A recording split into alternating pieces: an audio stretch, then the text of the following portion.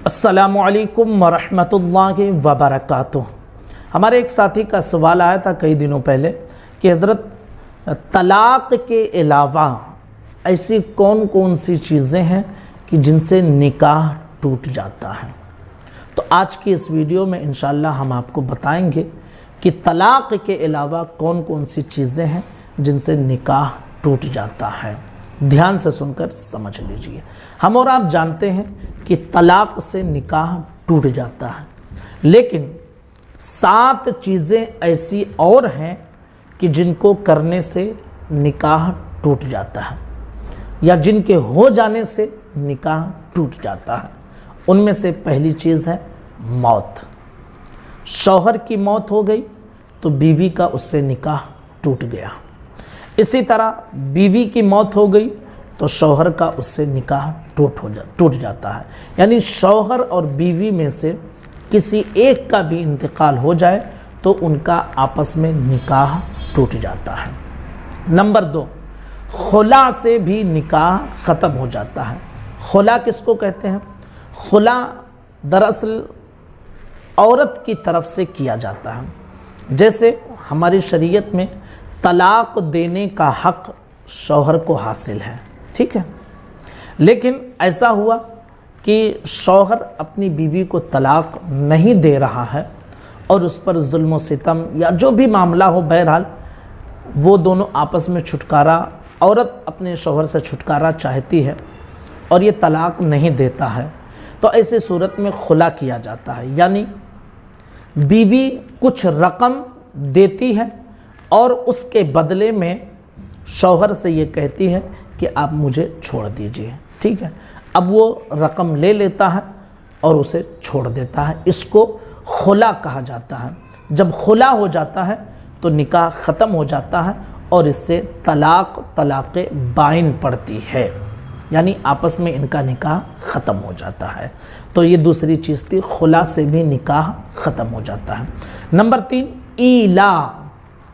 ये शरीयत की एक इस्तिलाह है, ईला, फ़िक़ही इस्तिलाह। ईला का मतलब ये होता है कि शौहर ये कसम खा ले कि मैं अपनी बीवी से क़ुर्बत नहीं करूँगा।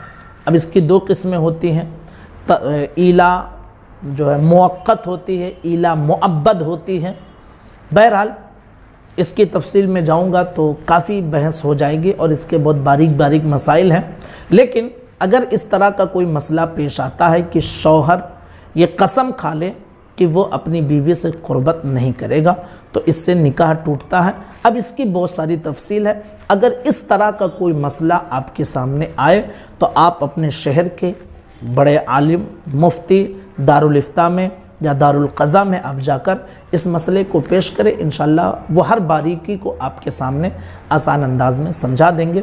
वीडियो में हर बारीकी को समझाना बहुत मुश्किल हो जाता है। तो अगर इस तरह का मसला पेश आ जाए तो आप दारुल इफ्ता या दारुल क़ज़ा या शहर के आलिम से जाकर मिलकर बात को समझ लें, इंशाअल्लाह वो समझा देंगे। बहरहाल ये एक इस्तिलाह है ईला, यानी शौहर कसम खा ले कि अपनी बीवी से हम बिस्तरी नहीं करूँगा, क़ुर्बत नहीं करूँगा, तो इससे भी निकाह टूटता है। लेकिन इसकी कुछ और तफसील है जिसको इंशाअल्लाह कभी वक्त रहा तो बारीकी से समझाने की कोशिश करूँगा।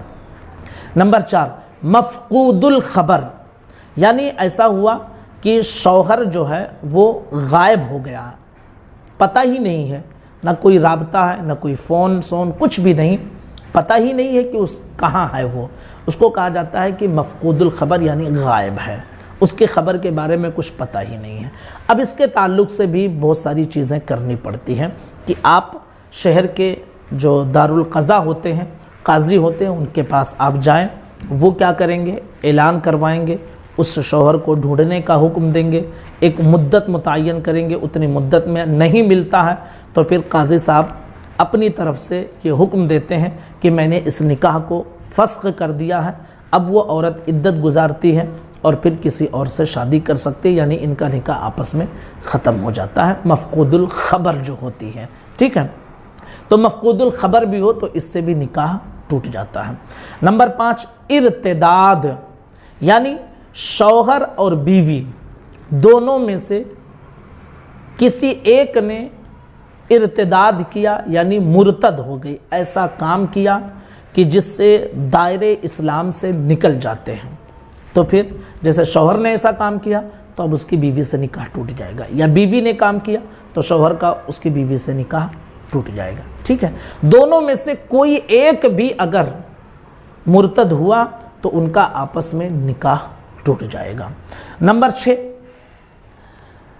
کسی کا کسی سے نکاح ہوا، ٹھیک ہے، آپس میں ساتھ میں رہ رہے تھے، لیکن بعد میں پتہ چلا کہ جس لڑکی سے میں نے نکاح کیا ہے، میں اور وہ لڑکی آپس میں ایک دوسرے کے رضاعی بھائی بہن ہیں۔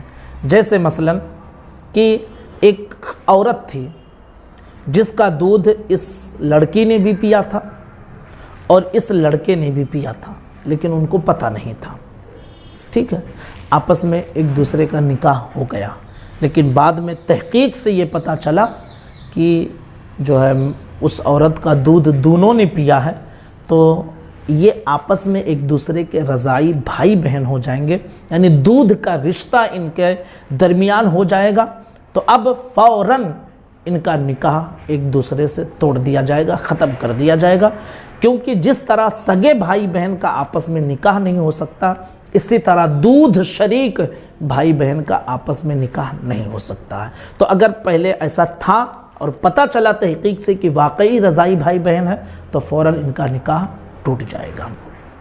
نمبر 7، حرمت مصاہرت۔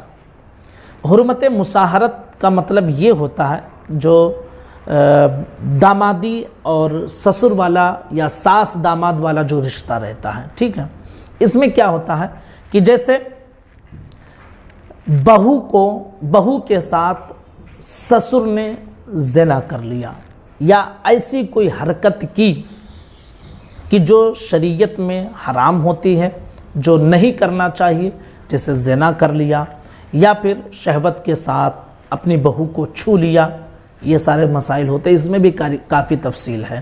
تو اب ایسی صورت میں چونکہ سسر نے بہو کے ساتھ ایسا کیا ہے، اس لیے اس کی بہو کا اور اس کے بیٹے کے درمیان جو نکاح کا رشتہ تھا وہ ٹوٹ جائے گا، یہ دونوں آپس میں ایک دوسرے کے لیے حرام ہو جائیں گے۔ اسی طرح لڑکے کی جو ساس ہے، اس لڑکے نے اپنی ساس کے ساتھ زنا کر لیا یا پھر شہوت کے ساتھ اسے چھوا، تو پھر ایسی صورت میں حرمت مصاہرت کی وجہ سے آپس میں اس لڑکی اور اس لڑکے کا نکاح ٹوٹ جائے گا، اس کو حرمت مصاہرت کہا جاتا ہے۔ اس کی بھی کافی تفصیل ہے، کافی مسائل ہیں اس کے اندر، تو حرمت مصاہرت سے بھی نکاح ٹوٹ جاتا ہے۔ تو یہ تقریباً 7 چیزیں ایسی ہیں طلاق کے علاوہ کہ جن سے نکاح ختم ہو جاتا ہے۔ گزارش ہے کہ اس مسئلے کو اور اچھے سے کتابوں میں پڑھ کر سمجھنے کی کوشش کریں اور اس ویڈیو کو زیادہ سے زیادہ لوگوں تک ضرور شیئر کر دیں۔ السلام علیکم ورحمۃ اللہ وبرکاتہ۔